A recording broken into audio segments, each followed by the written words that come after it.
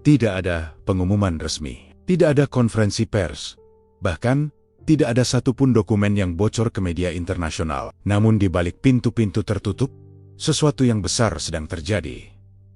Bukan di satu negara, bukan di dua, melainkan di puluhan negara di kawasan Timur Tengah. Negara-negara yang selama ini dikenal kuat, berpengaruh, dan nyaris selalu punya jalan keluar untuk setiap krisis. Kini, mereka buntu. Konflik berlarut-larut tanpa arah. Korban terus bertambah. Infrastruktur vital mulai tertekan. Krisis yang awalnya dianggap terkendali, perlahan berubah menjadi ancaman sistemik. Solusi yang selama ini diandalkan uang besar, teknologi canggih, dan bantuan negara adidaya tidak lagi menghasilkan dampak nyata. Semua opsi yang tersedia telah dicoba, dan semuanya gagal dengan cara yang semakin sulit ditutupi. Di ruang-ruang rapat yang dijaga ketat, wajah-wajah para pengambil keputusan terlihat semakin tegang dari hari ke hari. Diskusi tidak lagi berisi rencana jangka panjang. Yang dibahas adalah skenario terburuk. Jika ini terus berlanjut, apa yang akan runtuh lebih dulu?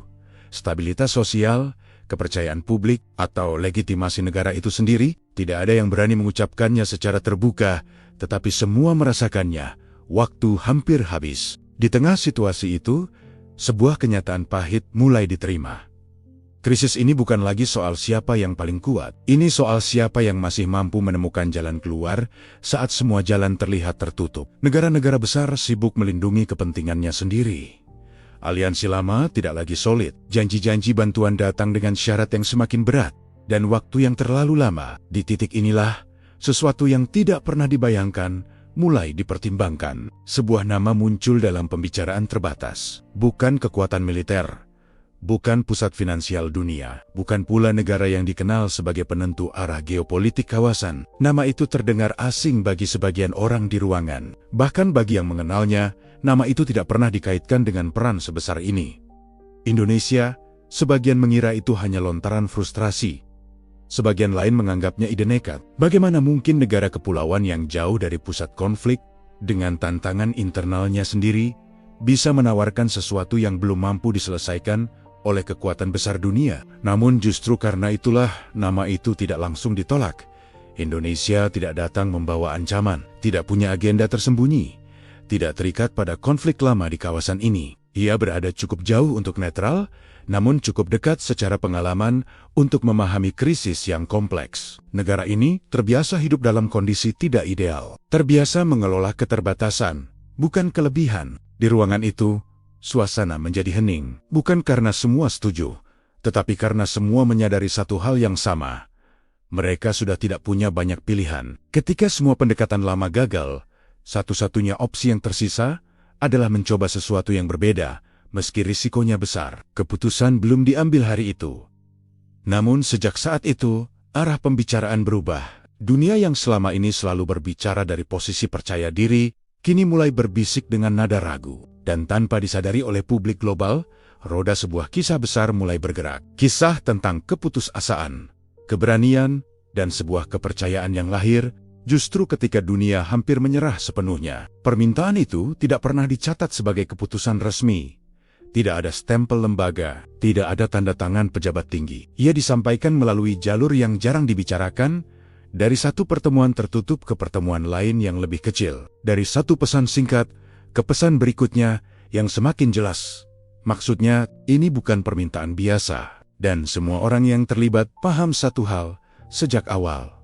Jika kabar ini sampai ke publik terlalu cepat, dampaknya bisa jauh lebih berbahaya daripada krisis itu sendiri. Selama puluhan tahun, negara-negara di kawasan ini terbiasa menjadi pihak yang dimintai bantuan, bukan peminta. Mereka memiliki dana, pengaruh, dan jaringan internasional yang luas, mengakui bahwa mereka membutuhkan pertolongan dari luar, terlebih dari negara yang selama ini tidak dianggap sebagai pemain utama. Adalah bentuk pengakuan kelemahan yang nyaris tabu. Namun kondisi di lapangan tidak lagi memberi ruang bagi gengsi. Laporan demi laporan masuk dengan nada yang semakin mendesak. Beberapa indikator utama mulai melewati ambang aman. Sistem yang dibangun dengan asumsi stabilitas jangka panjang kini menunjukkan retakan serius. Masalah yang awalnya terlokalisasi mulai menunjukkan efek domino lintas wilayah. Apa yang runtuh di satu titik berpotensi menyeret wilayah lain dalam waktu singkat. Dalam diskusi tertutup, muncul pertanyaan yang selama ini selalu dihindari. Jika ini gagal, siapa yang akan bertanggung jawab? Tidak ada jawaban yang meyakinkan. Pada titik itulah, usulan untuk menghubungi Indonesia kembali mencuat, kali ini dengan nada yang lebih serius. Bukan lagi sekadar opsi alternatif, melainkan kemungkinan terakhir yang masih tersisa. Mereka tidak diminta karena dianggap paling kuat, melainkan karena dianggap cukup netral untuk dipercaya. Keputusan itu tetap terasa janggal bagi banyak pihak. Indonesia tidak memiliki kepentingan langsung di kawasan ini, tidak terikat perjanjian militer besar, tidak pernah memaksakan pengaruhnya. Justru itulah yang membuat sebagian orang mulai melihatnya sebagai kelebihan, bukan kekurangan. Di balik meja rapat, perdebatan berlangsung sengit. Ada yang menilai langkah ini terlalu berisiko secara politik. Ada yang khawatir reputasi lembaga akan dipertaruhkan jika solusi dari Indonesia gagal total. Ada pula yang diam, bukan karena setuju, tetapi karena tidak lagi mampu menawarkan alternatif yang lebih baik. Akhirnya, keputusan diambil dengan cara yang paling hati-hati. Tidak diumumkan ke publik, tidak disebut sebagai permintaan bantuan. Istilah yang digunakan sengaja dipilih dengan sangat cermat, pertukaran pandangan teknis. Namun semua yang terlibat tahu, ini lebih dari sekadar diskusi teknis. Pesan dikirim, jalur diplomasi informal diaktifkan. Beberapa nama dipertimbangkan, bukan pejabat tinggi, bukan tokoh politik, melainkan orang-orang lapangan, mereka yang terbiasa bekerja jauh dari sorotan, menangani masalah nyata tanpa banyak bicara. Menunggu jawaban terasa lebih lama dari biasanya. Tidak ada kepastian kapan, atau bahkan apakah Indonesia akan merespons. Ketidakpastian ini menambah beban psikologis di ruang pengambilan keputusan. Untuk pertama kalinya dalam waktu lama, mereka benar-benar bergantung pada keputusan pihak luar yang tidak bisa mereka kendalikan. Ketika akhirnya respons itu datang, isinya singkat dan tanpa janji besar. Tidak ada klaim akan menyelesaikan krisis. Tidak ada bahasa diplomatik berlebihan. Hanya satu kalimat yang membuat semua orang terdiam sejenak. Mereka bersedia datang untuk melihat langsung, tanpa jaminan apapun. Kalimat itu terasa dingin, bahkan mengecewakan bagi sebagian orang. Namun bagi yang lain, justru disitulah letak kejujurannya. Tidak ada ilusi, tidak ada kepastian palsu. Dan sejak saat itu, garis tak terlihat telah terlewati. Permintaan yang seharusnya tidak pernah ada, kini telah disampaikan. Dan tidak ada jalan kembali. Dari luar, negara itu terlihat sempurna. Kota-kotanya bersih, jalannya lebar, dan gedung-gedung tinggi berdiri rapi seolah dirancang untuk menunjukkan kestabilan. Lampu menyala sepanjang malam. Proyek pembangunan berjalan tanpa henti. Di laporan internasional, negara ini selalu masuk kategori aman, makmur, dan siap menghadapi masa depan. Namun, laporan-laporan itu tidak menceritakan segalanya. Di balik citra modern tersebut, ada satu kelemahan mendasar yang selama bertahan-tahan coba disembunyikan dengan teknologi dan uang. Negara ini berdiri di wilayah gurun, curah hujan hampir tidak ada.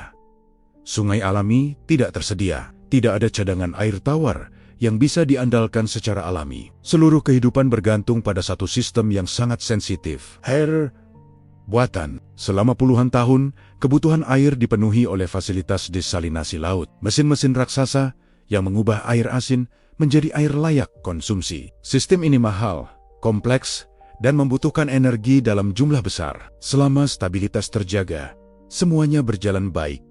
Bahkan terlihat mengesankan. Masalahnya, sistem itu dibangun dengan satu asumsi utama, tidak boleh ada gangguan. Ketika populasi meningkat tajam, konsumsi melonjak. Ketika pembangunan besar-besaran dipercepat, kebutuhan air ikut naik tanpa kompromi. Ketika suhu ekstrem semakin sering terjadi, tekanan pada sistem meningkat. Setiap faktor ini masih bisa ditangani secara terpisah.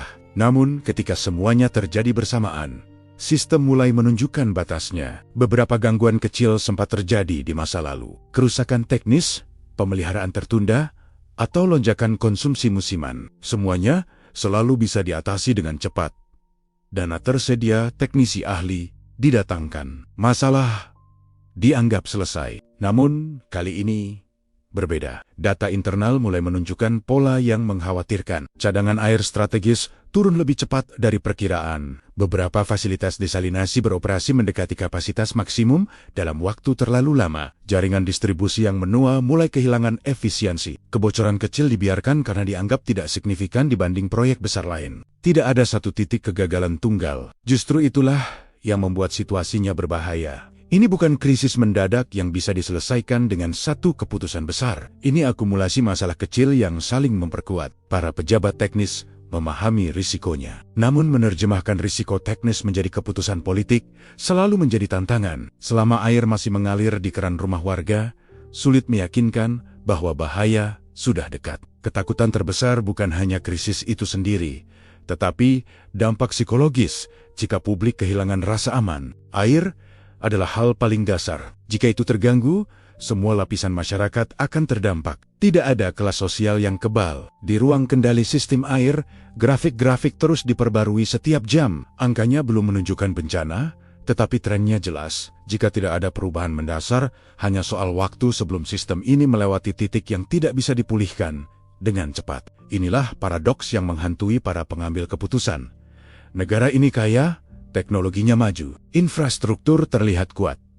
Namun, fondasinya rapuh. Bukan karena kurang kemampuan, tetapi karena terlalu lama percaya bahwa uang dan mesin selalu cukup untuk menutup semua celah. Dan ketika krisis mulai terasa nyata, mereka menyadari satu kenyataan yang paling sulit diterima. Masalah terbesar mereka bukan kekurangan sumber daya, melainkan ketergantungan penuh pada sistem yang tidak pernah dirancang untuk gagal. Di permukaan, kehidupan berjalan normal. Air tetap mengalir di apartemen mewah, pusat perbelanjaan tetap ramai, dan proyek pembangunan tidak melambat. Tidak ada antrean air, tidak ada peringatan darurat, tidak ada satupun sinyal yang cukup kuat untuk memicu kepanikan massal. Justru itulah yang membuat krisis ini semakin berbahaya. Di balik sistem yang tampak stabil, peringatan demi peringatan mulai bermunculan di laporan internal. Bukan laporan yang dikirim ke media, bukan pula yang dibacakan di parlemen. Laporan-laporan ini hanya beredar di lingkaran sempit para pengelola sumber daya dengan tingkat kerahasiaan tinggi. Angkanya tidak dramatis, tidak ada lonjakan yang tiba-tiba. Tetapi setiap minggu, tren yang sama terus berulang. Cadangan air strategis turun lebih cepat dari perhitungan awal. Margin keamanan yang selama ini menjadi pegangan mulai menipis. Dalam kondisi normal, angka-angka ini masih bisa diterima. Dalam kondisi saat ini, mereka menjadi sinyal peringatan yang serius. Beberapa teknisi senior mulai menyampaikan kekhawatiran secara terbuka dalam rapat internal. Mereka tidak bicara soal satu fasilitas tertentu, tetapi soal keseluruhan sistem. Jika satu titik saja gagal, tekanan akan berpindah ke titik lain dengan sangat cepat. Dan sistem ini tidak dirancang untuk menerima tekanan berantai. Masalahnya, kekhawatiran teknis tidak selalu sejalan dengan logika politik. Mengumumkan krisis sebelum krisis benar-benar terjadi dianggap langkah berbahaya. Reaksi publik sulit diprediksi. Pasar bisa terguncang. Kepercayaan investor bisa menurun. Dalam hitungan jam, situasi bisa berubah dari terkendali menjadi kacau hanya karena satu pernyataan yang salah. Akibatnya, sebagian besar keputusan diambil dengan prinsip menunda. Menunda pengakuan, menunda perubahan besar, menunda risiko sosial. Selama belum ada kegagalan nyata di depan mata, sistem dipaksa terus berjalan. Namun di ruang kendali, tekanan psikologis terus meningkat. Para pengelola tahu bahwa setiap jam berlalu tanpa perbaikan struktural berarti cadangan semakin menipis. Mereka hidup di antara dua ketakutan: bertindak terlalu cepat dan memicu kepanikan, atau bertindak terlalu lambat dan kehilangan kendali sepenuhnya. Di beberapa rapat tertutup, nada diskusi mulai berubah. Bukan lagi soal optimasi, tetapi soal batas. Berapa lama sistem ini masih bisa dipaksa bekerja sebelum sesuatu patah? Tidak ada jawaban yang pasti, hanya perkiraan kasar, dan semuanya mengarah pada kesimpulan yang sama: waktu tidak berpihak. Yang membuat situasi semakin berat adalah tekanan dari luar. Media internasional mulai menyoroti ketegangan di kawasan. Krisis lain bermunculan di wilayah berbeda. Ketika satu krisis muncul di permukaan, krisis lain ikut terdorong keluar. Para pengambil keputusan tahu, jika krisis air ini bocor ke publik bersamaan dengan krisis lain, dampaknya bisa berlipat ganda. Maka diputuskan satu hal yang terasa aman, namun berbahaya dalam jangka panjang. Krisis ini harus tetap tak terlihat. Sistem dijaga agar tidak menunjukkan kelemahan apapun. Semua gangguan kecil ditangani cepat, meski dengan biaya yang semakin mahal. Anggaran darurat mulai terpakai diam-diam. Di atas kertas semuanya masih terkendali. Di balik layar, banyak orang mulai kelelahan. Dan di titik itulah, Sebagian dari mereka mulai menyadari sesuatu yang pahit. Krisis yang paling berbahaya bukan yang terlihat oleh publik, melainkan yang terus dipendam sampai tak lagi bisa dikendalikan. Ketika tanda-tanda krisis mulai sulit diabaikan, respons pertama yang muncul adalah respons yang paling familiar. Negara ini memanggil para ahli. Konsultan internasional berdatangan. Delegasi demi delegasi masuk dengan jadwal padat dan pengamanan ketat. Setiap kedatangan membawa harapan baru, meski harapan itu semakin tipis dari waktu ke waktu. Ruang rapat dipenuhi presentasi. Layar besar menampilkan grafik warna-warni, simulasi digital, dan proyeksi jangka panjang. Istilah teknis diucapkan dengan percaya diri. Angka-angka besar disebut tanpa ragu. Semua terdengar meyakinkan, setidaknya di permukaan. Namun ada satu kesamaan yang segera terasa. Hampir semua solusi yang ditawarkan membutuhkan biaya luar biasa besar, waktu yang panjang, dan perubahan struktural yang sulit diterapkan dalam kondisi darurat. Proyek desalinasi baru, peningkatan kapasitas masif, sistem otomatisasi canggih, semua tampak hebat di atas kertas. Tetapi tidak menjawab pertanyaan paling mendesak. Apa yang bisa dilakukan sekarang, sebelum sistem benar-benar melewati batasnya? Beberapa proposal bahkan membutuhkan waktu bertahun-tahun untuk mulai beroperasi. Itu terlalu lama. Yang lain membutuhkan gangguan besar pada sistem yang sudah rapuh. Itu terlalu berisiko. Sebagian besar solusi mengasumsikan kondisi ideal, bukan situasi nyata yang penuh tekanan dan ketidakpastian. Di balik presentasi yang rapi, para pengambil keputusan mulai merasakan kegelisahan yang sama. Solusi-solusi ini terlihat seperti jawaban, tetapi terasa jauh dari kenyataan. Mereka tidak menyentuh akar masalah yang mulai tampak jelas. Sistem ini kehilangan efisiensi dari dalam. Ada pula tekanan implisit dalam setiap proposal. Biaya tinggi berarti komitmen politik jangka panjang. Artinya, jika solusi gagal, dampaknya tidak hanya teknis, tetapi juga reputasi. Tidak semua orang di ruangan siap mengambil risiko sebesar itu, terutama ketika hasilnya belum tentu terlihat dalam waktu dekat. Diskusi yang awalnya teknis perlahan berubah menjadi defensif. Setiap lembaga mencoba melindungi wilayahnya. Setiap divisi menyoroti risiko di luar tanggung jawabnya. Tidak ada yang sepenuhnya salah, tetapi juga tidak ada yang benar-benar menawarkan jalan keluar yang bisa segera dijalankan. Sementara itu, tekanan waktu terus meningkat. Laporan internal terbaru menunjukkan bahwa kehilangan air dalam distribusi jauh lebih tinggi dari perkiraan lama. Angka itu selama bertahan-tahan dianggap sebagai konsekuensi wajar dari sistem besar. Kini, angka yang sama terlihat seperti kebocoran besar yang dibiarkan terlalu lama. Ironisnya, masalah ini jarang dibahas dalam proposal mahal. Tidak cukup glamor, tidak cukup besar untuk menjadi proyek utama. Terlalu teknis dan terlalu dekat dengan operasional sehari-hari. Padahal, disitulah sistem paling banyak kehilangan daya tahannya. Beberapa pejabat mulai mempertanyakan pendekatan yang selama ini dianggap tak terbantahkan. Mengapa setiap krisis selalu dijawab dengan proyek besar? Mengapa solusi harus selalu datang dari luar sistem, bukan dari perbaikan cara sistem itu sendiri bekerja? Pertanyaan-pertanyaan ini jarang diucapkan keras-keras. Terlalu berbahaya untuk terdengar ragu di tengah krisis. Namun diam-diam, kepercayaan terhadap parade solusi mahal mulai runtuh. Dan ketika satu demi satu proposal gagal memberikan keyakinan nyata, suasana di ruang rapat berubah drastis. Tidak lagi optimistis. Tidak lagi penuh keyakinan. Yang tersisa hanyalah kesadaran pahit bahwa pendekatan lama yang selama ini dianggap paling aman mungkin justru menjadi bagian dari masalah. Di titik itulah, sebagian orang mulai melihat kembali ke opsi yang sebelumnya dianggap aneh. Opsi yang tidak menjanjikan proyek besar, tetapi menawarkan cara berpikir berbeda. Dan untuk pertama kalinya, ide itu tidak terdengar sepenuhnya mustahil. Tidak ada yang mengatakan rapat itu gagal. Secara formal, semuanya berjalan sesuai agenda. Setiap pihak diberi waktu bicara. Setiap laporan dicatat. Setiap risiko dimasukkan ke dalam notulen. Namun bagi mereka yang hadir di ruangan itu, ada sesuatu yang jelas terasa berubah. Kepercayaan mulai retak. Awalnya, perbedaan pendapat masih disampaikan dengan bahasa teknis. Data dibandingkan. Metodologi diperdebatkan, namun semakin hari, nada bicara bergeser. Diskusi berubah menjadi pembelaan, bukan lagi soal menemukan solusi terbaik, melainkan soal memastikan tidak ada pihak yang disalahkan jika segalanya runtuh.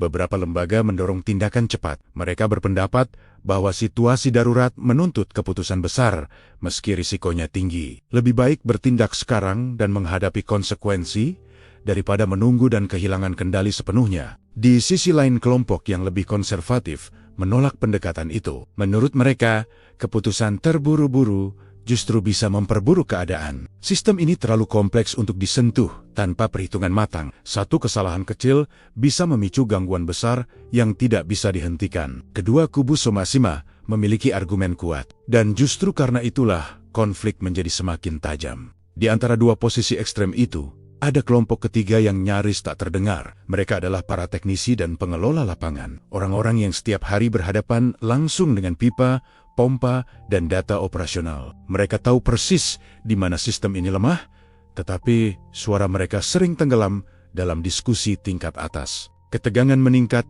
ketika batas tanggung jawab mulai dipertanyakan. Siapa yang seharusnya mengambil keputusan akhir? Siapa yang akan bertanggung jawab jika eksperimen gagal? Tidak ada jawaban yang disepakati. Semua orang menyadari, apapun keputusan yang diambil, risiko reputasi akan jatuh pada pihak yang sama. Waktu terus berjalan. Setiap rapat menghasilkan kesimpulan sementara yang ditunda. Setiap penundaan terasa semakin berat. Beberapa pejabat mulai menunjukkan tanda kelelahan. Bukan kelelahan fisik, tetapi mental. Hidup dalam ketidakpastian membuat keputusan yang selalu setengah matang dan menahan kecemasan agar tidak terlihat lemah. Di luar ruangan rapat, tekanan publik mulai terasa meski belum meledak. Media bertanya dengan nada lebih tajam. Pertanyaan-pertanyaan yang dulu mudah dijawab, kini membutuhkan kehati-hatian ekstra. Satu kalimat yang salah bisa menimbulkan spekulasi liar. Di titik inilah, rasa takut berubah bentuk. Bukan lagi takut pada krisis yang akan datang, tetapi takut pada keputusan yang salah. Ketakutan ini melumpuhkan. Setiap orang menunggu pihak lain bergerak lebih dulu. Dan sistem yang sudah rapuh dipaksa bertahan tanpa arah yang jelas. Dalam salah satu rapat paling tegang, seorang pejabat senior akhirnya mengucapkan kalimat yang selama ini hanya beredar dalam bisikan. Jika kita terus seperti ini, kita tidak hanya akan gagal mengatasi krisis. Kita sedang menyiapkan kegagalan yang lebih besar. Ruangan itu hening. Tidak ada yang membantah, tidak ada yang langsung setuju. Namun semua memahami maknanya. Pendekatan lama, pola pengambilan keputusan yang sama, dan ketakutan akan risiko telah membawa mereka ke titik ini. Dan di tengah kebuntuan itu, pertanyaan yang selama ini dihindari kembali muncul. Kali ini, dengan tekanan yang jauh lebih berat. Apakah mereka cukup berani untuk mencoba pendekatan yang belum pernah diuji di sistem sebesar ini? Jawaban atas pertanyaan itu belum muncul hari itu. Namun sejak saat itu, jelas bahwa konflik terbesar bukan lagi soal teknologi, melainkan soal keberanian untuk berubah. Nama itu tidak muncul dalam agenda resmi, tidak tercantum di dokumen rapat. Ia disebut dengan nada ragu di sela-sela diskusi yang mulai kehilangan arah. Awalnya hanya satu kalimat singkat, hampir terdengar seperti keluhan. Bagaimana kalau kita banner-banner mendengarkan tawaran dari Indonesia? Tidak ada reaksi spontan. Tidak ada bantahan langsung. Namun suasana ruangan berubah seketika. Beberapa orang saling berpandangan, yang lain menunduk, seolah mencoba memikirkan cara menghindari topik itu. Indonesia bukan nama yang asing. Semua orang di ruangan itu tahu negara tersebut. Namun, mengaitkan Indonesia dengan solusi atas krisis sistem air nasional terasa tidak wajar. Negara kepulauan, iklim tropis, curah hujan tinggi, tidak ada kesamaan geografis. Tidak ada pengalaman mengelola sistem gurun berskala besar. Keraguan muncul hampir secara refleks. Seseorang mengangkat keberatan pertama. Indonesia tidak punya fasilitas desalinasi sekompleks ini. Sistem mereka berbeda. Kondisinya tidak sebanding. Apa yang bisa mereka pelajari dari pengalaman yang tidak relevan? Keberatan itu logis, bahkan sulit dibantah. Namun justru disitulah paradoksnya. Semua solusi yang relevan secara teknis telah dicoba, dan semuanya menemui jalan buntu. Maka pertanyaan yang lebih penting bukan lagi siapa yang paling mirip, tetapi siapa yang paling mampu berpikir di luar asumsi lama. Diskusi menjadi lebih terbuka, tetapi juga lebih tegang. Ada yang mengingatkan risiko politik. Mengundang pihak luar dari negara yang tidak punya kepentingan langsung berarti membuka sistem internal pada pengamatan asing. Ada ketakutan bahwa kelemahan akan terlihat, dicatat, dan mungkin disalahgunakan. Di sisi lain, beberapa pejabat mulai menyuarakan kelelahan. Mereka tidak lagi tertarik pada solusi yang terdengar sempurna, tetapi tidak bisa dijalankan. Mereka butuh sesuatu yang konkret, meski sederhana, meski tidak elegan. Indonesia mulai dilihat dari sudut pandang berbeda, bukan sebagai pemilik teknologi tercanggih, tetapi sebagai negara yang terbiasa hidup dalam keterbatasan. Negara yang mengelola air bukan dengan kemewahan sistem, tetapi dengan penyesuaian terus-menerus terhadap kondisi yang berubah. Argumen itu tidak langsung diterima, namun ia menancap. Di tengah ruangan yang dipenuhi orang-orang dengan latar belakang pendidikan tinggi dan pengalaman internasional, muncul kesadaran yang tidak nyaman. Mungkin selama ini mereka terlalu lama terjebak pada cara berpikir yang sama. Keputusan untuk mempertimbangkan Indonesia secara serius tidak diambil dengan suara bulat. Sebagian tetap menolak, sebagian lagi setuju dengan setengah hati. Namun yang terpenting, tidak ada lagi yang menertawakan ide tersebut. Pada akhirnya disepakati satu langkah awal yang sangat terbatas. Tidak ada kontrak besar. Tidak ada mandat luas. Indonesia akan diundang untuk melihat situasi langsung, tanpa komitmen apapun, hanya observasi, hanya diskusi. Langkah ini terasa aman di atas kertas. Namun bagi banyak orang di ruangan itu, keputusan ini justru terasa lebih menegangkan daripada menyetujui proyek miliaran dolar. Karena kali ini, mereka harus menghadapi kemungkinan bahwa solusi mungkin datang dari arah yang selama ini mereka abaikan. Ketika rapat ditutup, tidak ada rasa lega. Yang ada justru ketidakpastian baru. Sebuah pintu telah dibuka, meski hanya sedikit. Dan semua orang sadar, apapun yang akan mereka temukan di balik pintu itu, tidak akan mudah dihadapi. Tidak ada satu dokumen pun yang secara eksplisit menyebut alasan Indonesia diundang. Secara resmi, ini hanya pertemuan teknis biasa.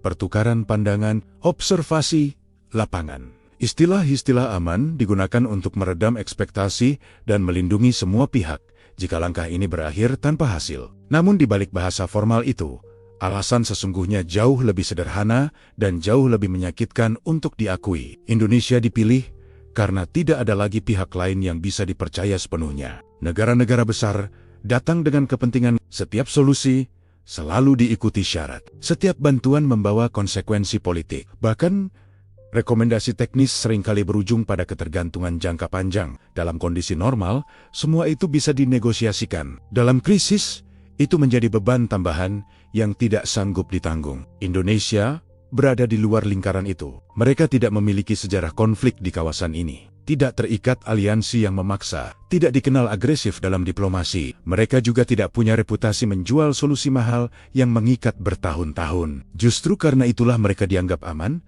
meski dengan cara yang paradoksal. Ada alasan lain yang jarang diucapkan dalam rapat resmi. Indonesia terbiasa gagal. Bukan dalam arti negatif, tetapi dalam arti operasional. Sistem mereka tidak dibangun dengan asumsi sempurna. Banjir datang hampir setiap tahun. Kekeringan melanda wilayah lain secara bersamaan. Distribusi air lintas pulau sering terganggu. Banyak kebijakan harus disesuaikan di lapangan karena rencana awal tidak berjalan. Bagi sebagian orang di ruangan itu, fakta ini awalnya terdengar seperti kelemahan. Namun semakin lama dipikirkan, justru disitulah kekuatannya. Indonesia tidak terbiasa memaksakan sistem agar terlihat rapi. Mereka terbiasa beradaptasi ketika sistem tidak bekerja seperti yang direncanakan. Dan itulah kondisi yang sedang dihadapi saat ini. Krisis air ini tidak bisa diselesaikan dengan satu keputusan besar. Tidak ada tombol darurat yang bisa ditekan untuk mengembalikan keadaan seperti semula. Yang dibutuhkan adalah serangkaian penyesuaian kecil, cepat, dan konsisten. Pendekatan yang tidak selalu nyaman bagi sistem birokrasi yang terbiasa dengan kontrol penuh. Sebagian pejabat mulai menyadari kenyataan yang sulit diterima. Selama ini, sistem dibangun untuk menunjukkan kekuatan, bukan ketahanan. Ia bekerja sangat baik selama tidak ada gangguan besar. Namun ketika tekanan datang dari berbagai arah sekaligus, sistem itu kehilangan fleksibilitas. Indonesia dipandang memiliki cara kerja yang berbeda, bukan karena lebih pintar, tetapi karena lebih terbiasa bekerja dalam ketidakpastian. Mereka tidak menjanjikan hasil sempurna. Mereka fokus pada mengurangi risiko terburuk. Keputusan mengundang Indonesia pada akhirnya bukan karena keyakinan penuh, melainkan karena keputusasaan yang rasional. Semua opsi lain memiliki konsekuensi yang terlalu besar atau waktu yang terlalu lama. Indonesia menawarkan sesuatu yang jarang ada dalam proposal resmi. Kemungkinan untuk mulai sekarang dengan apa yang sudah ada. Namun, harapan itu tetap dibungkus kehati-hatian. Ekspektasi sengaja ditekan rendah. Tidak ada yang berani berharap terlalu jauh. Jika hasilnya nihil, setidaknya mereka bisa mengatakan telah mencoba segalanya. Dan di titik inilah, cerita ini bergerak ke fase berikutnya. Bukan lagi soal teori dan diskusi, melainkan soal pertemuan nyata antara dua cara berpikir yang sangat berbeda. Ketika tanggal kedatangan tim Indonesia akhirnya ditetapkan, suasana di antara para pengambil keputusan tidak membaik. Justru sebaliknya, ketegangan meningkat. Karena untuk pertama kalinya, mereka akan membiarkan orang luar melihat sistem mereka dari dekat. Dan itu adalah risiko yang jauh lebih besar daripada sekadar kegagalan teknis. Tim itu tiba tanpa pengumuman resmi. Tidak ada penyambutan khusus. Tidak ada konferensi pers. Jadwal kedatangan mereka hanya diketahui oleh segelintir orang di lingkaran teknis. Bahkan, sebagian pejabat menengah baru mengetahui keberadaan mereka setelah mereka sudah berada di dalam gedung. Jumlah mereka sedikit. Tidak membawa rombongan besar. Tidak terlihat sebagai tim ahli yang biasa datang ke negara ini. Tidak ada koper berisi presentasi atau proposal tebal. Mereka datang dengan pakaian kerja sederhana dan daftar permintaan yang, bagi sebagian orang, terasa mengecewakan. Mereka tidak meminta ruang rapat besar, tidak meminta akses ke pejabat tertinggi. Permintaan pertama mereka justru terdengar aneh.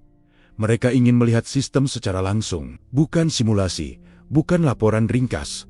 Lapangan yang sebenarnya, beberapa pejabat menganggap pendekatan ini sebagai tanda ketidaksiapan. Biasanya, konsultan memulai dengan analisis makro, pemaparan konsep, lalu rekomendasi bertahap. Tim ini justru melewatkan semua itu. Mereka ingin turun ke fasilitas desalinasi, pusat kendali, dan jaringan distribusi. Kecanggungan segera terasa. Sebagian orang di dalam sistem merasa dipertanyakan. Seolah kerja bertahan-tahan, mereka akan dinilai hanya dari pengamatan singkat. Ada pula kekhawatiran lain yang lebih halus jika mereka menemukan sesuatu yang tidak tercatat dalam laporan resmi. Bagaimana menjelaskannya nanti? Tim Indonesia tidak banyak bicara. Mereka lebih sering bertanya, pertanyaan-pertanyaan sederhana, tetapi tidak nyaman. Bagaimana pola konsumsi di jam puncak? Seberapa sering kebocoran kecil ditangani? Bagaimana alur komunikasi saat terjadi gangguan? Pertanyaan ini jarang dibahas di tingkat atas karena dianggap terlalu operasional. Bagi sebagian teknisi lokal, pendekatan ini justru terasa melegakan. Akhirnya ada yang mendengar apa yang selama ini hanya menjadi catatan pinggir. Namun bagi pejabat yang terbiasa mengendalikan narasi, situasi ini terasa mengancam. Ketegangan meningkat ketika tim Indonesia menolak memberikan penilaian awal. Tidak ada komentar publik, tidak ada kesimpulan sementara. Mereka terus mencatat, mengamati, dan berpindah dari satu titik ke titik lain, seolah mereka tidak terkejut. Tetapi juga tidak terkesan. Beberapa orang mulai bertanya-tanya, apakah ini semua buang-buang waktu? Sistem sedang tertekan, dan yang dilakukan justru observasi panjang. Di rapat internal, muncul nada frustrasi. Kita butuh solusi, bukan tur lapangan, kata seseorang dengan nada tajam. Namun, tim Indonesia tetap pada pendekatannya. Mereka tidak membela diri, tidak menjelaskan strategi besar. Mereka hanya meminta waktu. Waktu yang justru terasa paling mahal saat ini. Di balik sikap tenang mereka, ada sesuatu yang belum disadari oleh banyak pihak. Mereka sedang mencari pola, bukan anomali. Mereka tidak tertarik pada kegagalan besar, tetapi pada gangguan kecil yang berulang. Dan justru, disitulah sumber ketegangan terbesar mulai muncul. Karena jika benar masalahnya ada di detail yang selama ini diabaikan, maka bukan sistem yang sepenuhnya salah, melainkan cara sistem itu dijalankan setiap hari. Kedatangan yang seharusnya membawa harapan justru membuka celah baru. Kemungkinan bahwa krisis ini bukan disebabkan oleh kekurangan teknologi, tetapi oleh kebiasaan lama yang tidak pernah dipertanyakan. Dan bagi banyak orang, kenyataan itu jauh lebih sulit diterima. Pada awalnya, banyak pihak masih yakin krisis ini bersifat teknis. Masalah kapasitas, masalah mesin, masalah investasi. Sesuatu yang bisa diselesaikan dengan menambah fasilitas atau mengganti sistem lama dengan versi yang lebih baru. Cara berpikir ini sudah lama menjadi fondasi pengelolaan sumber daya di negara ini. Namun semakin banyak data dikumpulkan, semakin sulit mempertahankan keyakinan itu. Tim Indonesia tidak langsung menantang asumsi lama secara terbuka. Mereka membiarkan data berbicara. Catatan mereka tidak berisi rekomendasi besar, tetapi rangkaian temuan kecil yang jika disatukan membentuk pola yang mengkhawatirkan. Kapasitas desalinasi memang tinggi, tetapi distribusi tidak seimbang. Beberapa zona menerima tekanan berlebih, sementara zona lain sering kekurangan. Jaringan pipa bekerja terus-menerus di luar parameter ideal. Sistem pemantauan ada, tetapi banyak peringatan diabaikan karena dianggap tidak kritis. Yang paling mengganggu adalah temuan tentang kehilangan air. Angkanya tidak baru. Selama bertahun-tahun, angka ini diterima sebagai konsekuensi alami dari sistem besar. Namun tim Indonesia menunjukkan bahwa pola kehilangan itu meningkat secara konsisten, bukan fluktuatif. Artinya, ada masalah struktural yang dibiarkan memburuk. Di ruang rapat kecil, diskusi mulai memanas. Beberapa pejabat merasa pendekatan ini terlalu fokus pada hal remeh. Menurut mereka, kebocoran kecil tidak mungkin menjadi sumber krisis nasional. Ada rasa tersinggung yang sulit disembunyikan, seolah kerja keras bertahan-tahan diringkas menjadi kesalahan operasional sederhana. Namun di sisi lain, teknisi lapangan mulai angkat bicara. Mereka membenarkan temuan itu. Kebocoran kecil sering ditunda penanganannya karena tidak dianggap prioritas. Penyesuaian tekanan jarang dilakukan karena dianggap berisiko. Koordinasi antar unit sering terlambat karena prosedur yang panjang. Diskusi yang tadinya bersifat konseptual kini berubah menjadi refleksi yang tidak nyaman. Pertanyaan yang muncul bukan lagi apa yang harus dibangun, tetapi apa yang harus diubah dalam cara bekerja sehari-hari. Bagi sebagian orang, ini terasa seperti ancaman terhadap sistem yang selama ini mereka kendalikan. Pendekatan lama memberi kepastian dan struktur hierarkis yang jelas. Pendekatan baru yang diusulkan terasa cair, berbasis kepercayaan, dan menuntut keterlibatan lebih luas. Itu berarti kehilangan sebagian kontrol. Ketegangan mencapai puncaknya ketika tim Indonesia menyampaikan satu kalimat yang sederhana. Tanpa nada menggurui, jika kita terus memperbesar sistem tanpa memperbaiki cara mengelolanya, kita hanya memperbesar masalah yang sama. Kalimat itu tidak ditanggapi langsung, tidak ada bantahan keras. Tetapi dampaknya terasa jelas. Untuk pertama kalinya, ruang rapat tidak lagi dipenuhi pembelaan terhadap proyek besar. Yang ada justru keheningan. Seolah semua orang sedang memeriksa ulang keyakinan mereka sendiri. Di titik inilah, krisis ini berhenti menjadi persoalan teknis semata. Ia berubah menjadi ujian cara berpikir. Apakah mereka siap melepaskan kenyamanan pendekatan lama dan mencoba sesuatu yang belum pernah mereka lakukan di sistem sebesar ini? Jawaban atas pertanyaan itu akan menentukan langkah berikutnya. Dan langkah berikutnya, apapun bentuknya, tidak akan mudah. Awalnya, temuan itu terdengar sepele, tidak ada ledakan data, tidak ada grafik yang langsung jatuh tajam. Angkanya bahkan sudah lama tercatat di sistem. Namun kali ini, data itu dilihat dengan cara berbeda. Kehilangan air. Selama bertahun-tahun, angka kehilangan air dalam distribusi diterima sebagai bagian dari sistem besar. Pipa panjang, tekanan tinggi, lingkungan ekstrem. Semua itu dianggap alasan yang cukup. Selama persentasenya masih dalam batas toleransi, tidak ada urgensi untuk bertindak. Masalahnya, batas toleransi itu tidak pernah diperbarui. Tim Indonesia mulai mengurai angka-angka tersebut dengan sabar. Mereka tidak membandingkan dengan standar negara lain. Mereka membandingkan sistem ini dengan dirinya sendiri. Pola yang muncul sulit diabaikan. Kehilangan air meningkat perlahan, konsisten, dan terjadi di hampir semua zona. Bukan satu kebocoran besar, bukan satu kesalahan fatal, melainkan ratusan gangguan kecil yang tidak pernah diprioritaskan. Kebocoran mikro yang dibiarkan berminggu-minggu, penyesuaian tekanan yang ditunda karena prosedur, peralatan lama yang tetap digunakan karena belum masuk anggaran penggantian. Jika dikumpulkan, kehilangan itu setara dengan jutaan liter air setiap hari. Angka itu membuat ruangan sunyi. Bukan karena semua orang terkejut, sebagian dari mereka sudah lama mencurigainya. Tetapi melihat kenyataan itu ditunjukkan dengan cara yang begitu sederhana dan sulit dibantah membuat rasa tidak nyaman menyebar cepat.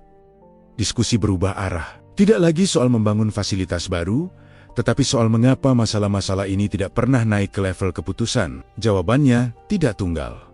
Ada faktor birokrasi, ada budaya kerja, ada kebiasaan menunda hal kecil demi proyek besar yang lebih terlihat. Yang paling menyakitkan adalah kesadaran bahwa semua ini terjadi bukan karena ketidakmampuan, melainkan karena pilihan. Pilihan untuk menganggap gangguan kecil sebagai risiko yang bisa diterima. Pilihan untuk menunggu proyek besar sebagai solusi jangka panjang. Pilihan untuk menjaga citra stabilitas, meski sistem di dalamnya perlahan terkikis. Beberapa pejabat mencoba meredam temuan ini. Mereka mengingatkan bahwa memperbaiki semua kebocoran membutuhkan sumber daya besar dan koordinasi lintas lembaga. Namun kali ini, argumen itu terdengar lemah, karena jelas bahwa biaya kehilangan air jauh lebih besar daripada biaya perbaikannya. Teknisi lapangan mulai berbicara lebih terbuka. Mereka menceritakan bagaimana laporan sering berhenti di tingkat tertentu, bagaimana masalah operasional jarang dianggap strategis. Suara mereka selama ini tenggelam di bawah laporan makro dan rencana jangka panjang. Ketegangan tidak lagi bersifat defensif. Ia berubah menjadi rasa bersalah yang sulit dihindari. Semua orang di ruangan itu, dalam kadar berbeda, merasa ikut bertanggung jawab. Tidak ada yang bisa menunjuk satu pihak sebagai penyebab utama. Di titik inilah, krisis ini berubah menjadi sesuatu yang lebih dalam. Bukan lagi krisis air semata, tetapi krisis cara memandang masalah. Kesadaran bahwa hal-hal kecil yang diabaikan, jika dibiarkan terlalu lama, bisa menjatuhkan sistem sebesar apapun. Dan untuk pertama kalinya sejak krisis ini dimulai, muncul kemungkinan nyata untuk berubah. Bukan dengan membangun lebih besar, tetapi dengan memperbaiki yang selama ini diabaikan. Namun, peluang itu datang dengan konsekuensi besar. Jika pendekatan ini diambil, maka banyak kebiasaan lama harus diubah. Banyak struktur harus disesuaikan, dan tidak semua orang siap untuk itu. Temuan tentang kehilangan air seharusnya menjadi titik balik yang jelas. Datanya kuat, polanya konsisten, solusinya terlihat lebih dekat dibanding semua proposal besar yang pernah diajukan. Namun justru disinilah hambatan terbesar muncul. Bukan teknis, bukan finansial, melainkan rasa takut. Pendekatan yang diusulkan tim Indonesia menuntut perubahan cara kerja yang mendasar. Bukan proyek baru yang bisa diumumkan sebagai keberhasilan. Bukan sistem canggih yang bisa dipamerkan, melainkan perbaikan bertahap yang hasilnya tidak langsung terlihat oleh publik. Bagi banyak pejabat, itu berarti risiko pribadi. Jika pendekatan ini gagal, tidak ada pihak lain yang bisa disalahkan. Tidak ada konsultan besar yang bisa dijadikan tameng. Tidak ada teknologi mahal yang bisa dijadikan alasan. Kegagalan akan terlihat sebagai kesalahan keputusan, bukan keterbatasan alat. Ketakutan ini tidak pernah diucapkan secara terbuka. Namun ia hadir di setiap diskusi lanjutan. Pertanyaan-pertanyaan mulai berputar di sekitar satu isu yang sama. Siapa yang akan bertanggung jawab jika ini tidak berjalan sesuai harapan? Pendekatan lama, seberapapun mahal dan tidak efektifnya, setidaknya aman secara politik. Jika gagal, kegagalan bisa dibingkai sebagai bagian dari proses panjang. Pendekatan baru ini tidak memberi ruang sebesar itu. Hasilnya harus terlihat cepat, atau kepercayaan akan runtuh. Di dalam sistem yang terbiasa dengan kontrol ketat, gagasan untuk memberi ruang lebih besar pada teknisi lokal terasa berbahaya. Artinya, keputusan tidak lagi sepenuhnya terpusat. Artinya, kesalahan bisa muncul dari berbagai titik yang sulit diawasi. Sebagian pejabat khawatir kehilangan kendali, sebagian lain khawatir kehilangan legitimasi. Ada pula yang khawatir pendekatan ini akan membuka terlalu banyak kelemahan yang selama ini disembunyikan dengan rapi. Tim Indonesia menyadari resistensi ini, namun mereka tidak memaksa. Mereka juga tidak melunak dengan janji manis. Sikap mereka tetap konsisten. Tidak ada jaminan keberhasilan. Hanya kemungkinan perbaikan jika perubahan banner-banner dijalankan. Kejujuran itu justru membuat situasi semakin berat. Banyak orang lebih nyaman dengan kepastian palsu daripada ketidakpastian yang jujur. Dalam rapat yang semakin sempit pesertanya, muncul satu dilema yang sulit dipecahkan. Jika pendekatan ini diterapkan secara penuh dan gagal, dampaknya akan terasa luas. Namun, jika tidak dicoba, tren penurunan sistem hampir pasti berlanjut. Beberapa orang mulai menyarankan jalan tengah yang aman. Uji coba terbatas di wilayah kecil dengan eksposur minimal. Namun, usulan ini pun mengandung risiko. Jika uji coba gagal, kepercayaan akan hilang. Jika berhasil, muncul pertanyaan, mengapa tidak dilakukan lebih awal? Ketegangan ini menggerogoti energi semua pihak. Tidak ada yang merasa banner-banner siap melangkah, tetapi tidak ada pula yang sanggup terus menunda. Di titik inilah, keputusan harus diambil bukan berdasarkan rasa aman, tetapi berdasarkan keberanian. Dan keberanian di ruang rapat itu adalah sumber daya yang paling langka. Usulan uji coba itu akhirnya diajukan secara resmi. Bukan sebagai solusi permanen, bukan pula sebagai kebijakan besar. Hanya satu kalimat dalam agenda rapat lanjutan yang disusun dengan sangat hati-hati. Pelaksanaan uji pendekatan alternatif pada satu zona distribusi. Namun semua orang di ruangan itu tahu, Kalimat itu mengandung risiko yang jauh lebih besar daripada yang tertulis. Zona yang diusulkan bukan wilayah kecil, bukan kawasan pinggiran yang bisa dijadikan tameng jika sesuatu berjalan salah. Ini salah satu zona distribusi utama, padat penduduk. Tekanannya tinggi. Setiap gangguan akan langsung terasa oleh ribuan rumah tangga. Sebagian orang langsung menolak, terlalu berbahaya. Jika eksperimen ini gagal, tidak ada waktu untuk menutupinya. Dampaknya akan langsung masuk ke kehidupan sehari-hari warga. Media tidak akan tinggal diam. Kepercayaan publik akan runtuh dalam hitungan jam. Namun tim Indonesia justru bersikeras pada zona itu. Alasannya sederhana dan sulit dibantah. Jika uji coba dilakukan di wilayah kecil dengan tekanan rendah, hasilnya tidak akan representatif. Sistem ini hanya bisa diuji di kondisi nyata, dengan semua kompleksitasnya. Keheningan panjang menyelimuti ruangan. Semua mata tertuju pada satu orang yang memiliki kewenangan akhir. Bukan karena dia paling yakin, tetapi karena dialah yang akan memikul dampaknya. Wajahnya terlihat lelah. Ia telah melalui rapat demi rapat, data demi data dan pilihan demi pilihan yang semuanya terasa buruk. Dalam benaknya, hanya ada dua kemungkinan, bertindak dan menghadapi risiko kegagalan terbuka, atau tidak bertindak dan menyaksikan sistem perlahan runtuh dengan kepastian yang jauh lebih menyakitkan. Tidak ada keputusan yang aman. Suasana menjadi semakin sunyi ketika ia akhirnya berbicara. Tidak panjang, tidak dramatis. Ia hanya menyampaikan satu hal yang selama ini berusaha dihindari semua orang. Jika sistem ini gagal tanpa pernah mencoba pendekatan baru, maka kegagalan itu tidak akan pernah termaafkan. Keputusan diambil. Uji coba disetujui. Dengan syarat pengawasan penuh. Dengan prosedur darurat disiapkan di setiap titik. Dengan tekanan yang membuat semua orang sadar, ini bukan lagi eksperimen teknis, tetapi taruhan kepercayaan. Setelah rapat berakhir, tidak ada rasa lega. Yang ada justru kecemasan baru. Beberapa orang langsung menyusun skenario terburuk. Tim teknis mulai bekerja tanpa banyak bicara. Waktu persiapan sangat singkat. Tidak ada ruang untuk kesalahan. Tim Indonesia tidak merayakan keputusan itu. Mereka juga tidak menunjukkan kepercayaan diri berlebihan. Mereka hanya meminta satu hal.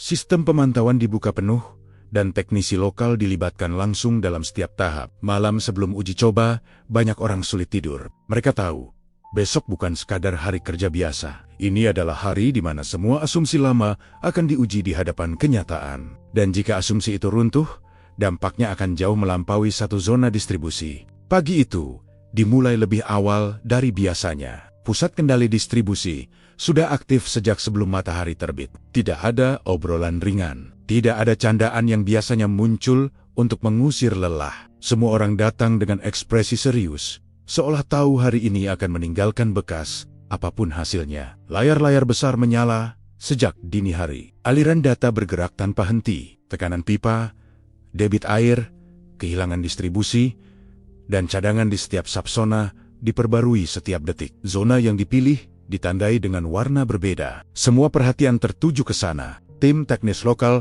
berdiri di posisi masing-masing. Tangan mereka dekat dengan tombol darurat. Prosedur penghentian sistem sudah dibuka di layar terpisah. Tidak ada ruang untuk improvisasi. Jika terjadi anomali besar, sistem harus dihentikan tanpa ragu. Tim Indonesia berdiri agak ke belakang, tidak memberi instruksi keras, tidak mengambil alih kendali. Mereka hanya memastikan setiap langkah dijalankan sesuai rencana yang telah disepakati bersama. Sikap itu justru menambah ketegangan. Tidak ada sosok dominan yang bisa dijadikan sandaran. Beberapa menit sebelum sistem disesuaikan, ruangan terasa semakin sempit. Suara pendingin udara terdengar lebih jelas dari biasanya. Setiap orang menahan napas, sadar bahwa begitu proses dimulai, tidak ada jalan mundur. Instruksi pertama dijalankan. Penyesuaian tekanan dilakukan secara bertahap. Angka di layar bergerak perlahan. Tidak ada lonjakan, tidak ada peringatan. Namun, itu belum berarti apa-apa. Menit-menit awal seringkali menipu. 10 menit berlalu. 20, semua mata masih terpaku ke layar. Salah satu teknisi mulai gelisah.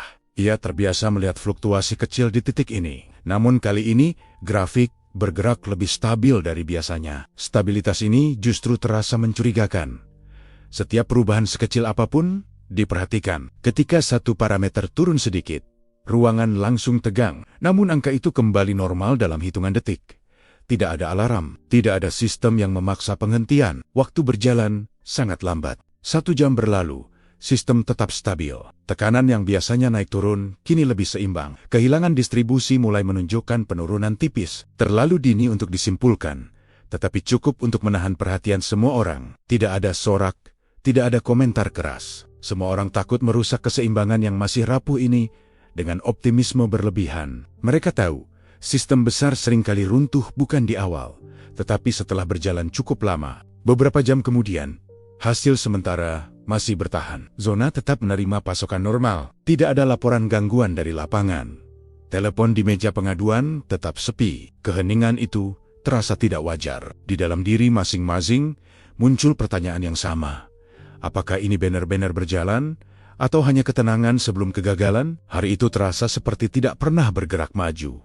Setiap menit diukur dengan kecemasan. Dan meski data mulai memberi harapan, tidak satu pun dari mereka berani mempercayainya sepenuhnya. Karena mereka semua tahu, satu kesalahan kecil saja cukup untuk menghapus semua yang telah dipertaruhkan hari ini. Perubahan itu tidak terjadi tiba-tiba. Tidak ada satu momen dramatis yang langsung mengubah segalanya. Justru karena itulah, dampaknya terasa lebih kuat. Grafik di layar mulai bergerak ke arah yang tidak biasa, perlahan namun konsisten. Angka kehilangan air turun. Awalnya hanya sedikit, beberapa persen yang dalam kondisi normal mungkin tidak dianggap penting, namun perbedaannya jelas. Penurunan itu bertahan, tidak naik kembali seperti pola sebelumnya. Tekanan di jaringan pipa menunjukkan kestabilan yang jarang terlihat pada jam-jam sibuk. Beberapa teknisi mendekat ke layar, memastikan tidak ada kesalahan pembacaan. Sensor diperiksa ulang. Data diverifikasi dengan sistem cadangan hasilnya sama. Tidak ada anomali sistem. Angka itu nyata. Suasana ruangan berubah pelan-pelan. Ketegangan yang sejak pagi menekan dada mulai bergeser menjadi kebingungan. Bukan kebingungan karena masalah, melainkan karena kenyataan ini bertentangan dengan banyak asumsi lama. Selama bertahun-tahun, mereka percaya kehilangan air adalah harga yang harus dibayar untuk sistem besar. Kini, di zona dengan tekanan tertinggi sekalipun, angka itu bisa ditekan tanpa menambah kapasitas atau mengganti infrastruktur utama. Jam demi jam berlalu. Sistem tetap stabil. Tidak ada laporan gangguan dari lapangan. Pasokan ke rumah warga berjalan normal. Bahkan, lebih konsisten dari hari-hari sebelumnya. Ini bukan hanya keberhasilan teknis, tetapi bukti bahwa perubahan kecil dalam cara kerja bisa menghasilkan dampak besar. Namun tidak ada yang berani menyebutnya kemenangan. Setiap orang masih menunggu kegagalan yang mungkin datang belakangan. Sistem besar seringkali memberi harapan palsu sebelum runtuh. Itulah pengalaman yang membentuk sikap hati-hati mereka. Optimisme berlebihan dianggap berbahaya. Tim Indonesia tetap tenang. Mereka tidak menunjuk grafik dengan ekspresi puas. Mereka justru berdiskusi dengan teknisi lokal, membahas apa yang berubah dan mengapa perubahan itu bekerja. Penjelasan mereka sederhana, tidak teknis berlebihan. Fokusnya pada logika aliran, tekanan, dan respon sistem. Beberapa pejabat mulai memahami sesuatu yang tidak ingin mereka akui sebelumnya. Selama ini, sistem dipaksa bekerja mendekati batasnya tanpa penyesuaian halus. Ketika tekanan diatur dengan lebih disiplin dan responsif, sistem justru menjadi lebih kuat, bukan lebih lemah. Menjelang sore, data semakin menguatkan hasil awal. Kehilangan air turun signifikan. Cadangan di zona itu mulai menunjukkan pemulihan kecil tetapi stabil. Tidak ada lonjakan biaya, tidak ada gangguan besar, tidak ada krisis susulan. Di titik inilah, perasaan yang selama ini ditekan muncul ke permukaan. Kelegaan, bukan kegembiraan, tetapi rasa lega yang dalam, seolah beban yang selama ini menekan dada sedikit terangkat. Namun, bersamaan dengan itu, muncul perasaan lain yang lebih berat, penyesalan. Jika pendekatan ini bisa dilakukan sekarang, mengapa tidak dicoba lebih awal? Berapa banyak tekanan yang sebenarnya bisa dihindari? Tidak ada yang mengucapkan pertanyaan itu. Semua orang memahaminya tanpa perlu kata-kata. Grafik di layar tidak hanya menunjukkan penurunan angka, ia memaksa semua orang melihat kenyataan yang sulit diterima. Solusi tidak selalu datang dari hal besar dan mahal. Kadang, ia datang dari keberanian untuk mengubah cara berpikir. Dan itu adalah pelajaran yang tidak mudah diterima oleh sistem sebesar ini. Tidak ada pengumuman resmi setelah hari uji coba itu. Tidak ada pernyataan kemenangan. Tidak ada satupun pejabat yang berdiri di depan kamera mengklaim keberhasilan. Bahkan di internal pun, hasilnya dibahas dengan nada sangat hati-hati. Bukan karena ragu pada data, tetapi karena semua orang sadar satu hal. Apa yang terjadi hari itu bukan akhir dari krisis. Itu hanya bukti bahwa sistem ini masih bisa diselamatkan jika dikelola dengan cara berbeda. Tim Indonesia tidak menuntut pengakuan. Mereka tidak mengajukan kontrak lanjutan, tidak meminta hak eksklusif. Sikap mereka tetap sama seperti sejak awal datang. Tenang, praktis, dan fokus pada proses. Alih-alih menyusun laporan tebal, mereka menghabiskan waktu berjam-jam bersama teknisi lokal. Mereka duduk di ruang kendali kecil, membuka data mentah, dan membedah setiap perubahan yang terjadi. Bukan untuk menunjukkan keahlian, tetapi untuk memastikan semua orang memahami logika di balik hasil itu. Pendekatan ini terasa asing. Biasanya, keberhasilan langsung diikuti dengan klaim dan perluasan proyek. Kali ini, tidak. Justru ditekankan bahwa jika sistem ini hanya bergantung pada kehadiran mereka, maka perubahan itu tidak akan bertahan. Beberapa teknisi lokal mulai merasa dihargai dengan cara yang belum pernah mereka rasakan sebelumnya. Pengalaman mereka di lapangan dianggap relevan. Masukan mereka didengar, kesalahan tidak langsung disalahkan, tetapi dianalisis. Bagi sebagian pejabat, suasana ini memunculkan perasaan campur aduk. Di satu sisi, mereka lega melihat hasil nyata. Di sisi lain, mereka menyadari bahwa sistem yang selama ini mereka banggakan ternyata sangat bergantung pada orang-orang yang jarang dilibatkan dalam pengambilan keputusan strategis. Diskusi-diskusi lanjutan tidak lagi dipenuhi jargon besar. Pembicaraan beralih ke hal-hal yang selama ini dianggap terlalu kecil untuk dibahas di tingkat atas. Alur komunikasi, waktu respons, cara mengambil keputusan saat data menunjukkan anomali kecil. Tim Indonesia berulang kali menekankan satu hal. Tidak ada perubahan besar tanpa konsistensi. Jika pendekatan ini hanya dijalankan saat krisis, maka sistem akan kembali rapuh begitu tekanan mereda. Tidak ada euforia di ruangan itu. Yang ada justru kesadaran sunyi bahwa keberhasilan ini menuntut tanggung jawab baru. Sistem ini tidak bisa lagi dijalankan dengan cara lama, karena kini semua orang tahu ada cara yang lebih baik. Beberapa pejabat mulai merasa tidak nyaman dengan perubahan ini. Peran mereka perlahan bergeser, dari pengendali penuh menjadi pengarah. Dari pemberi instruksi menjadi penjaga proses. Bagi sistem birokrasi yang kaku, perubahan ini terasa mengancam, namun tidak ada jalan kembali. Data sudah berbicara, keberhasilan uji coba terlalu nyata untuk diabaikan. Dan di tengah suasana yang sunyi itu, muncul pemahaman bersama yang jarang terjadi di institusi besar. Solusi yang paling kuat bukan yang paling terlihat, melainkan yang membuat semua orang di dalam sistem bekerja dengan cara yang lebih jujur dan bertanggung jawab. Perluasan pendekatan itu tidak diumumkan sebagai kebijakan besar. Tidak ada satu tanggal resmi yang ditetapkan sebagai titik balik. Perubahan terjadi dengan cara yang hampir tidak terlihat, zona demi zona, keputusan demi keputusan kecil yang dijalankan dengan disiplin. Bagi publik, tidak ada yang tampak berubah. Air tetap mengalir seperti biasa. Tidak ada gangguan, tidak ada penghematan darurat, tidak ada pembatasan penggunaan. Justru disitulah tantangannya. Keberhasilan yang tidak terlihat seringkali paling mudah diabaikan. Di internal, tekanan belum sepenuhnya hilang. Setiap perluasan pendekatan selalu diawali dengan kekhawatiran yang sama. Bagaimana jika stabilitas di zona uji coba hanya kebetulan? Bagaimana jika ketika diterapkan di wilayah lain, sistem justru runtuh? Tidak ada yang berani menganggap hasil awal sebagai jaminan. Namun, satu persatu, zona menunjukkan pola yang serupa. Kehilangan air menurun perlahan, tekanan jaringan menjadi lebih seimbang, gangguan kecil lebih cepat terdeteksi dan ditangani sebelum berkembang. Tidak ada lompatan besar, tidak ada angka dramatis, tetapi tren bergerak ke arah yang benar. Tim Indonesia sengaja menahan diri. Mereka tidak mendorong percepatan agresif. Setiap perluasan dilakukan setelah evaluasi menyeluruh. Ketergesaan dianggap sebagai ancaman baru. Mereka mengingatkan bahwa sistem ini rapuh bukan karena kekurangan kapasitas, tetapi karena terlalu sering dipaksa berubah tanpa pemahaman penuh. Di beberapa lembaga, perubahan ini memicu gesekan baru. Prosedur lama mulai terasa tidak relevan. Jalur koordinasi dipersingkat. Keputusan operasional tertentu tidak lagi menunggu persetujuan berlapis. Bagi sebagian pejabat, ini terasa seperti kehilangan kendali. Ada perlawanan kecil yang tidak tercatat di laporan resmi. Penundaan halus, pertanyaan berulang, permintaan verifikasi berlebihan. Semua dilakukan atas nama kehati-hatian, tetapi sesungguhnya mencerminkan ketidaknyamanan terhadap perubahan peran.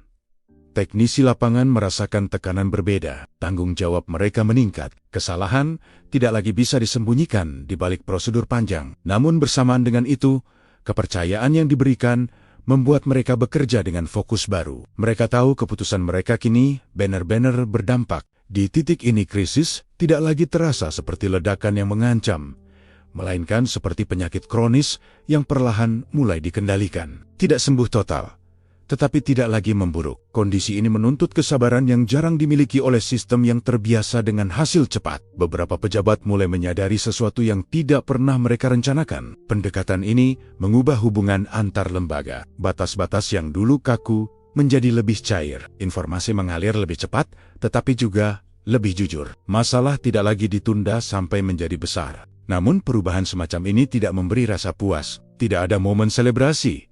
Yang ada justru kelelahan mental, karena mempertahankan sistem yang lebih sehat membutuhkan perhatian terus-menerus, dan di sanalah letak ujian terbesarnya. Bukan pada keberhasilan awal, tetapi pada kemampuan untuk tidak kembali ke kebiasaan lama ketika tekanan mulai terasa berkurang. Krisis memang mereda, namun godaan untuk lengah mulai muncul. Beberapa minggu setelah perluasan pendekatan dilakukan, indikator krisis mulai menunjukkan perbaikan yang konsisten. Tidak ada satu laporan yang menyatakan krisis telah berakhir. Istilah itu sengaja dihindari. Namun semua orang di lingkaran pengelolaan tahu, tekanan yang sebelumnya terasa menyesakan kini mulai longgar.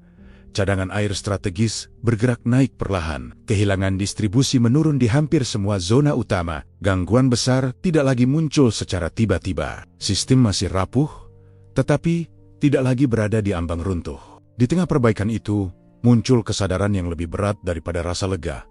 Krisis ini tidak datang dari luar, tidak disebabkan oleh sabotase, tidak pula oleh kekurangan dana atau teknologi. Ia tumbuh dari dalam, dari cara sistem ini dijalankan selama bertahan-tahan tanpa pernah benar-benar dipertanyakan. Kesadaran ini sulit diterima, terutama bagi mereka yang membangun dan mengelola sistem ini dengan niat baik. Tidak ada niat buruk. Tidak ada kelalaian besar yang disengaja, hanya kebiasaan lama yang dianggap aman karena tidak pernah diuji secara serius. Tim Indonesia mengingatkan satu hal yang kini terdengar semakin relevan. Sistem air bukan sekadar jaringan pipa dan mesin. Ia adalah ekosistem yang hidup. Ia bereaksi terhadap cara manusia menggunakannya, mengelolanya, dan membuat keputusan di atasnya. Tanpa perubahan cara berpikir, perbaikan teknis hanya akan bersifat sementara. Beberapa pejabat mulai melihat kembali laporan lama yang selama ini dianggap rutin. Angka-angka yang dulu dilewati begitu saja, kini dibaca dengan perhatian berbeda. Bukan lagi sebagai data statis, tetapi sebagai sinyal. Setiap penyimpangan kecil dianggap penting. Perubahan ini membawa konsekuensi emosional yang tidak ringan. Rasa bangga pada sistem yang dibangun selama bertahan-tahan bercampur dengan penyesalan. Bukan karena gagal, tetapi karena terlalu lama percaya bahwa semuanya baik-baik saja. Krisis ini juga membuka mata terhadap satu kelemahan lain. Ketergantungan pada solusi luar yang mahal telah membuat sistem kehilangan kemampuan untuk memperbaiki dirinya sendiri. Ketika tekanan datang, respons pertama selalu mencari bantuan eksternal, bukan memperkuat kapasitas internal. Pendekatan yang dibawa tim Indonesia memaksa semua pihak menghadapi kenyataan itu, bahwa ketahanan sejati tidak datang dari sistem yang tampak sempurna, tetapi dari sistem yang mampu mengenali kelemahannya sendiri dan beradaptasi. Tidak semua orang menerima kesadaran ini dengan lapang dada. Ada yang menganggapnya terlalu idealis, ada pula yang merasa pendekatan ini tidak sesuai dengan budaya institusi yang sudah mengakar. Namun, fakta di lapangan sulit dibantah. Krisis ini telah berubah fungsi dari ancaman menjadi cermin. Cermin yang memaksa semua orang melihat apa yang selama ini diabaikan. Dan di balik perbaikan teknis yang mulai terlihat, ada pertanyaan yang lebih dalam dan lebih mengganggu. Jika krisis ini bisa terjadi di sistem sekuat ini, apa yang menjamin krisis serupa tidak akan muncul kembali jika cara berpikir lama dibiarkan hidup? Jawaban atas pertanyaan itu akan menentukan apakah perubahan ini bersifat sementara atau benar-benar menjadi arah baru. Tidak ada acara pelepasan resmi ketika tim Indonesia bersiap meninggalkan negara ini. Tidak ada spanduk, tidak ada pidato panjang. Jadwal kepulangan mereka hanya diketahui oleh lingkaran kecil yang selama ini bekerja bersama mereka di balik layar. Suasananya terasa aneh, bukan rasa lega yang meledak-ledak, bukan pula euforia karena krisis berhasil ditekan. Yang ada justru keheningan. Keheningan yang biasanya muncul setelah tekanan panjang banner-banner berkurang, tetapi menyisakan kelelahan yang sulit dijelaskan. Secara formal, tugas mereka selesai. Sistem telah memasuki fase pemulihan yang stabil. Tim lokal telah mengambil alih hampir seluruh peran operasional. Pendampingan tinggal dilakukan dari jarak jauh. Jika diperlukan, tidak ada alasan teknis untuk menahan mereka lebih lama. Namun, bagi banyak orang, kepergian ini terasa terlalu cepat.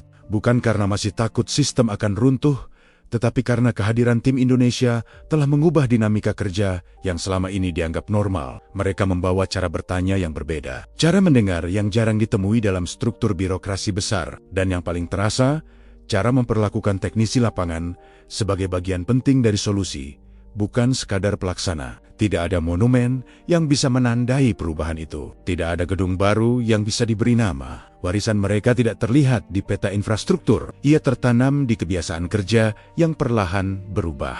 Beberapa pejabat senior menyadari sesuatu yang tidak pernah mereka rencanakan. Keberhasilan ini tidak bisa diklaim oleh satu lembaga. Tidak ada tokoh tunggal yang bisa berdiri di depan sebagai pahlawan. Dan justru itulah yang membuat kisah ini sulit dipromosikan. Tim Indonesia tidak meninggalkan sistem yang sepenuhnya bergantung pada mereka. Mereka justru sengaja menarik diri begitu sistem mulai berjalan mandiri. Bagi sebagian orang, ini terasa mengecewakan.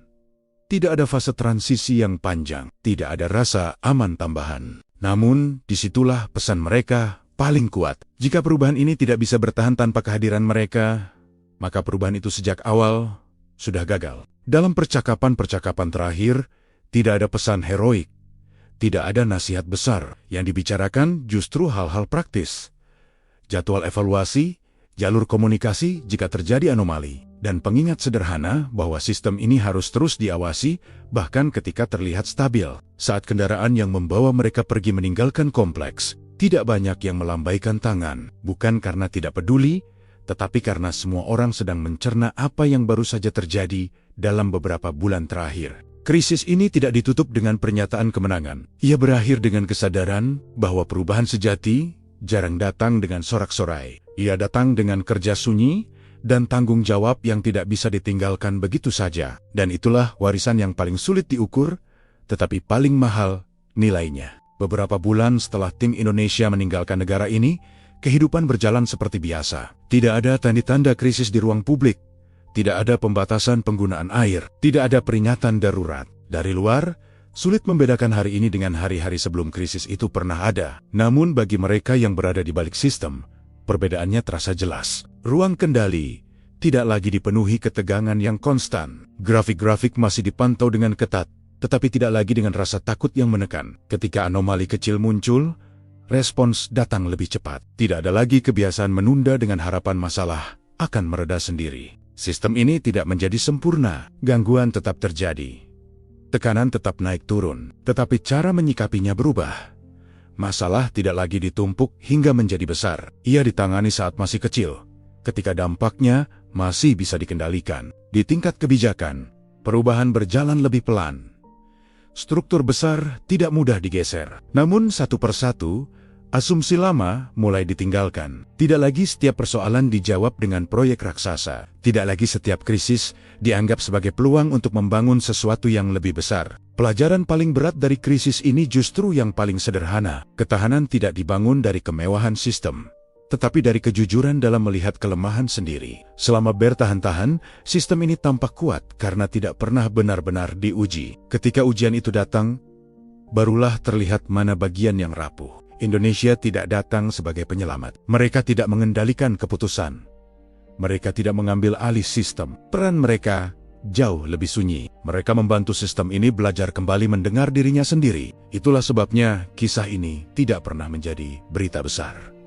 Tidak ada momen dramatis yang mudah diceritakan ulang. Tidak ada musuh yang dikalahkan secara terbuka. Tidak ada kemenangan yang bisa dipamerkan. Namun bagi mereka yang merasakannya langsung, dampaknya jauh lebih dalam. Setiap kali air mengalir dengan stabil di rumah-rumah warga, ada keheningan yang menyertainya, keheningan yang tidak disadari oleh kebanyakan orang, tetapi sangat berarti bagi mereka yang pernah melihat sistem ini nyaris runtuh. Krisis ini tidak mengubah dunia. Ia bahkan tidak mengubah kawasan secara drastis. Namun, ia mengubah cara beberapa orang memandang kekuatan. Bahwa kekuatan sejati tidak selalu datang dari dominasi, teknologi tercanggih, atau suara paling keras. Terkadang, kekuatan muncul dari kemampuan untuk hadir tanpa menggurui, membantu tanpa menuntut, dan pergi tanpa meninggalkan ketergantungan. Dan sejak saat itu, ketika sistem berjalan dengan lebih tenang, mereka tahu satu hal pasti, bukan karena krisis itu hilang selamanya, tetapi karena kini mereka lebih siap menghadapinya. Cerita ini tidak ditutup dengan perayaan, ia ditutup dengan tanggung jawab. Dan itu, bagi mereka yang mengalaminya, adalah akhir yang paling jujur.